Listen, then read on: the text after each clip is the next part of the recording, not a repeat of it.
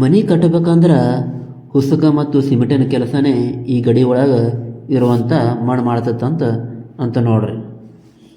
ಯಾಕಂದ್ರೆ ಅವಾಗಿನ ಕಾಲದೊಳಗೆ ಯಾರೂ ಆದರೂ ಮನೆ ಕಟ್ಟಬೇಕಂತ ಅಂತಂತ ಹೇಳಿದ್ರೆ ಈ ಗಡಿ ಒಳಗೆ ಮಣ್ಣು ತಗೊಂಡು ಹೋಗಿ ಮನೆ ಕಟ್ತಿದ್ರು ಅಂತಂತಾರೆ.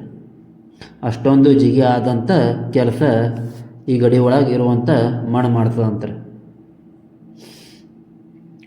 ಹಾಯ್, ಎಲ್ಲರಿಗೂ ನಮಸ್ಕಾರ.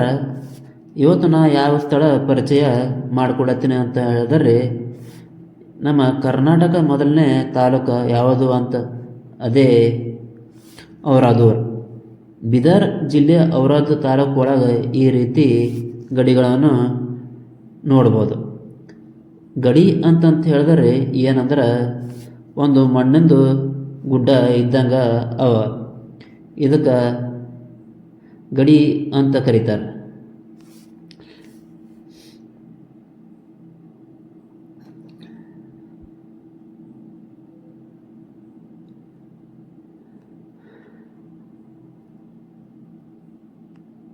ಆವಾಗಿನ ಕಾಲದ ಒಳಗೆ ನಿರ್ಮಾಣವಾದಂಥ ಪ್ರತಿಯೊಂದು ಮನೆಗಳು ಕೂಡ ಇದೇ ಗಡಿ ಒಳಗೆ ಇರುವಂಥ ಮಣ್ಣು ತಗೊಂಡು ಈ ಊರು ಒಳಗೆ ನಿರ್ಮಿಸಲಾಗದ.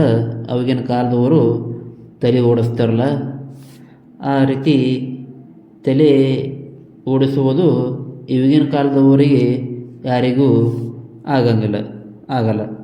ಯಾಕಂದ್ರೆ ಪ್ರತಿಯೊಂದು ಕೂಡ ಸೈನ್ಸ್ ಅನ್ನುವುದು ಬಂದುಬಿಟ್ಟದು. ಬರೀ ಅದರ ಬಗ್ಗೆ ತಿಳ್ಕೊಂಡು ಇತಿಹಾಸ ತಿಳ್ಕೋದು ಅಷ್ಟೇ ಆಗದ ಕರೆ ಯಾರು ಮುಂದುವರಿಸ್ಕೊಂಡು ಹೋಗಕ್ಕೆ ಸಾಧ್ಯ ಆಗಲ್ಲ.